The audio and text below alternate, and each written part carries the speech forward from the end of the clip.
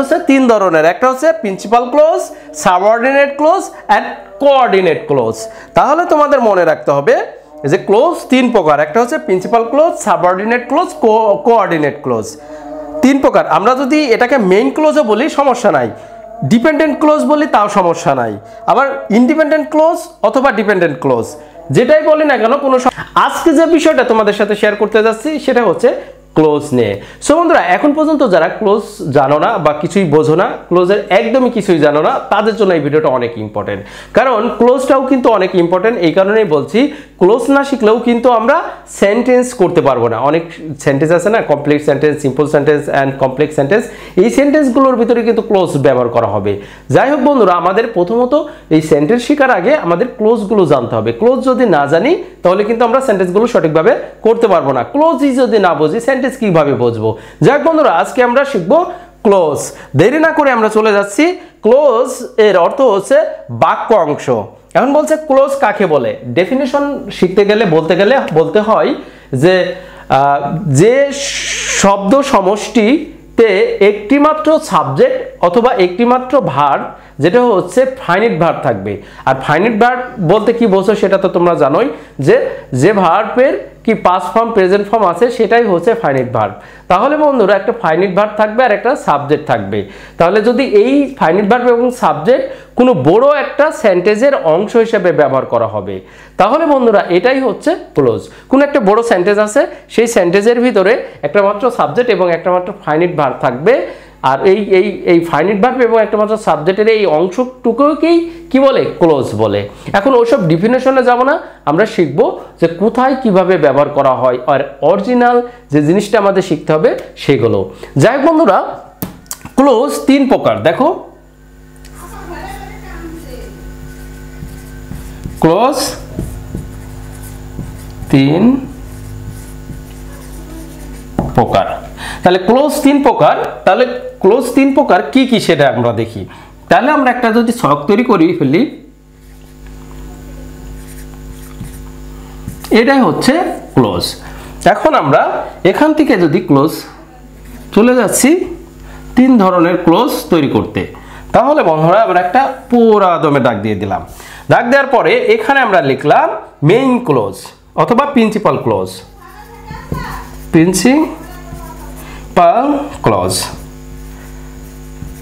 Principal clause এটাকেও আমরা বলতে পারি যে প্রিন্সিপাল ক্লোজ অথবা মেইন ক্লোজও বলতে পারি।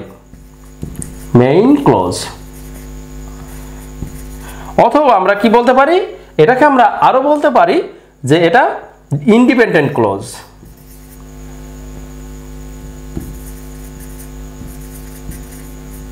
Independent close.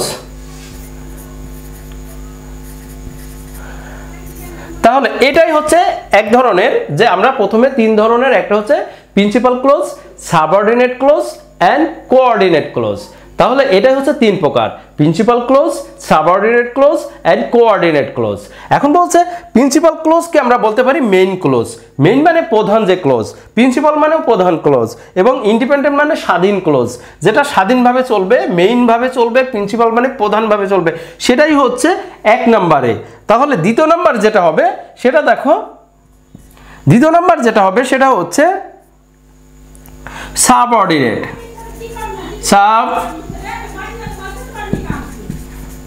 সাবঅর্ডিনেট ক্লোজ,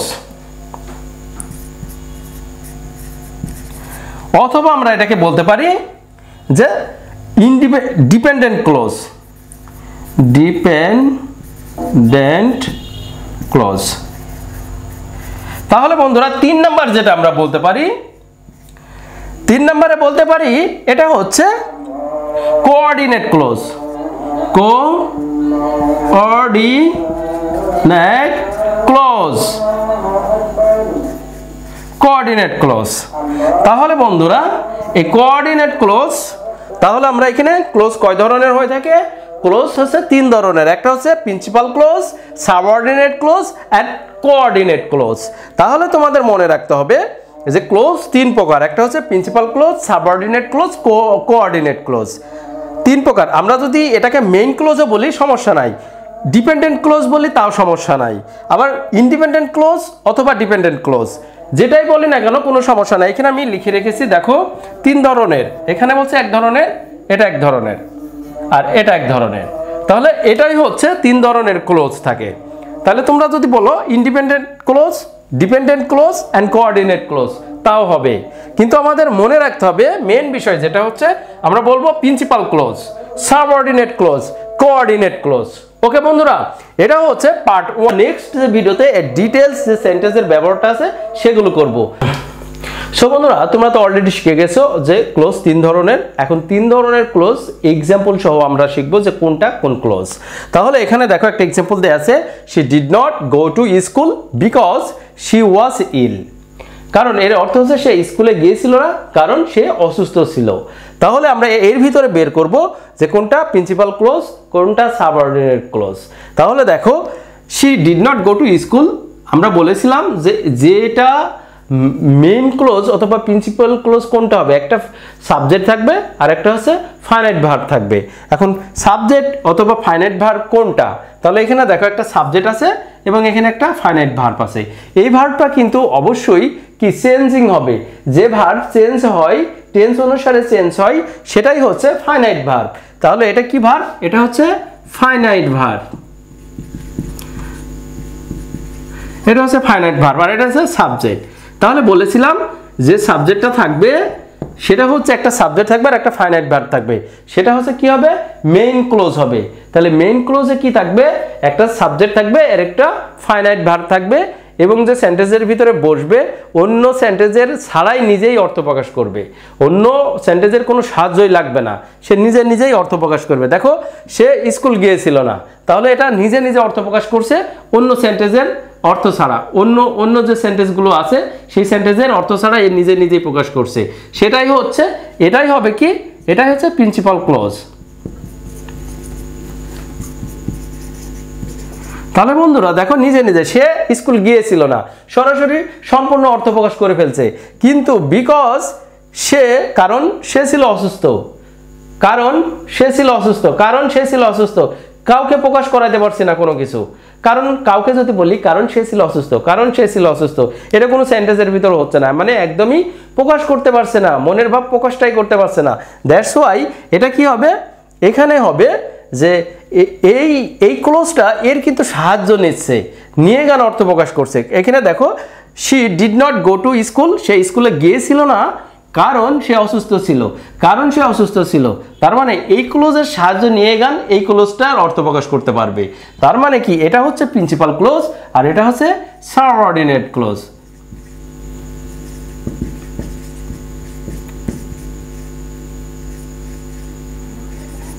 তাহলে বন্ধুরা এখানে দেখো 2টা ক্লোজ পেয়েছি, এইটুকুই হচ্ছে একটা কি সাবঅর্ডিনেট ক্লোজ আর এটা হচ্ছে মেইন ক্লোজ। তাহলে বন্ধুরা আজকের পরে থেকে তোমরা আর মনে হয় না তোমরা আর ভুলবা, কারণ যখনই যেটা একটা সাবজেক্ট থাকবে আর একটা ফাইনাইট ভার্ব থাকবে সেটাই হচ্ছে মেইন ক্লোজ, আর বাদবাকি যেটা আর সাবঅর্ডিনেট ক্লোজ কোনটা হবে, যে ক্লোজের আগে কি বসবে, বিকজ, কারণ বসতে পারে, থো, অলদো, যেমন এই সাবজেক্টগুলো এগুলো থাকলে আমরা কি বসাবো, যেমন ইফ। তারপরে প্রথমে আমরা বলতে পারি যে সাবঅর্ডিনেট ক্লোজের ভিতরে কি থাকবে, WH ওয়ার্ড, তাহলে WH ওয়ার্ডগুলো থাকবে, WH ওয়ার্ডগুলো থাকবে এই সাবঅর্ডিনেট ক্লোজের ভিতরে। তারপরে থাকবে কি, ইফ থাকবে, দেখো ইফ থাকবে, দ্যাট থাকবে, তারপরে দো, অলদো,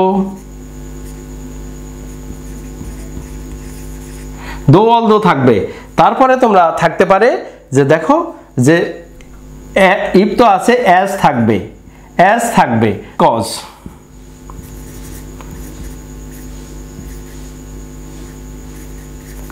বিকজ। তার মানে এইগুলো WH ওয়ার্ড, ইফ, দ্যাট, দো, অলদো, অ্যাজ, বিকজ, এগুলোই যদি থাকে তাহলে আমরা ধরে নিব এটা সাবঅর্ডিনেট ক্লোজ। আর মেইন ক্লোজে ধরে নিব যে একটা সাবজেক্ট এর একটা ফাইনাইট ভার্ব থাকবে। তাহলে যে ক্লোজের আগে বিকজ, WH ওয়ার্ড এবং দ্যাট, দো, অলদো, অ্যাজ, বিকজ এগুলো থাকলে আমরা বুঝে নেব এটা হচ্ছে সাবঅর্ডিনেট ক্লোজ। আর যেটাতে একটা মাত্র সাবজেক্ট এবং একটা মাত্র ফিনিট ভার্ব থাকবে সেটাতে বুঝে নেব প্রিন্সিপাল ক্লোজ। দেখো এখানে if you do not read তাহলে you will fail। তাহলে এটা কোন ক্লোজ হবে দেখো, এখানে বলছে if you do not read you will fail, তাহলে if যুক্ত বলেছিলাম যে you will fail, তুমি ফেল করবে যদি তুমি না পড়ো, যদি তুমি না পড়ো। তাহলে এই যদি তুমি না পড়ো এটা হচ্ছে কি if যুক্ত সেন্টেন্স, তাহলে if যুক্ত এই সেন্টেন্স হলে এটা হচ্ছে সাবঅর্ডিনেট ক্লোজ। তাহলে আমরা বলতে পারি তুমি ফেল করবে, আমরা বলিয়ে দিতেই পারি তুমি ফেল করবে। তাহলে এটা কি নিজে নিজেই কিন্তু অর্থ প্রকাশ করছে কারো সাহায্য ছাড়া।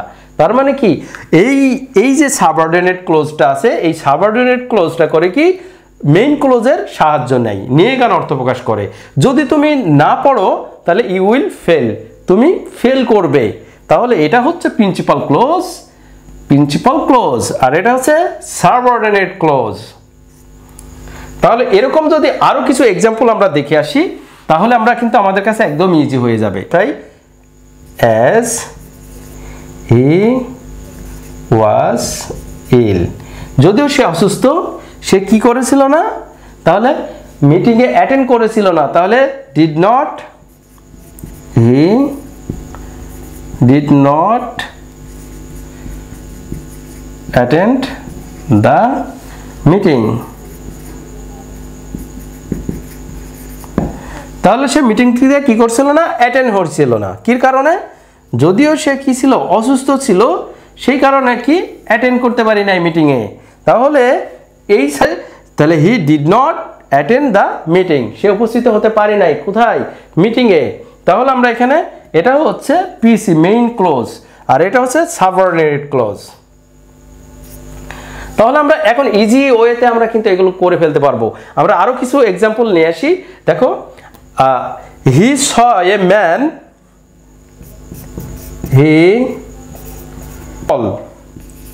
who was, আমরা বলতে পারি was short, অথবা টলও বলতে পারি, শর্টও বলতে পারি।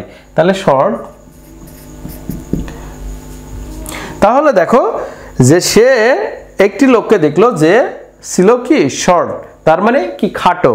তাহলে এখানে বলছে সে দেখলো, তার মানে সে একটি মানুষকে দেখলো, তার মানে এটা সরাসরি কিন্তু নিজে নিজেই একটা কি সাবজেক্ট, একটা ফিনিট ভার্ব আছে, ফাইনাইট ভার্ব আর একটা সাবজেক্ট আছে। তাহলে এটা কি পিসি হবে। আর এটা কি, এটা হবে কি, যেহেতু হু বলেছিলাম ডাবলএস ওয়ার্ড যেটার ভিতরে থাকবে সেটাই হবে কি, সেটা হবে হচ্ছে সাবঅর্ডিনেট ক্লোজ। তাহলে এটাই হচ্ছে সাবঅর্ডিনেট ক্লোজ। তাহলে আরো কিছু আমরা এক্সাম্পল আমরা শিখতে পারি।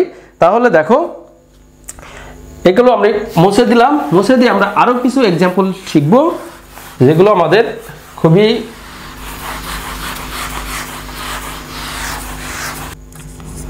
I do not know what is, এখানে তার নাম হয় কি, এটা এর ভিতরে দেখো আমি জানি না, আই ডোন্ট নো, আমি জানি না, এটা হচ্ছে পিসি।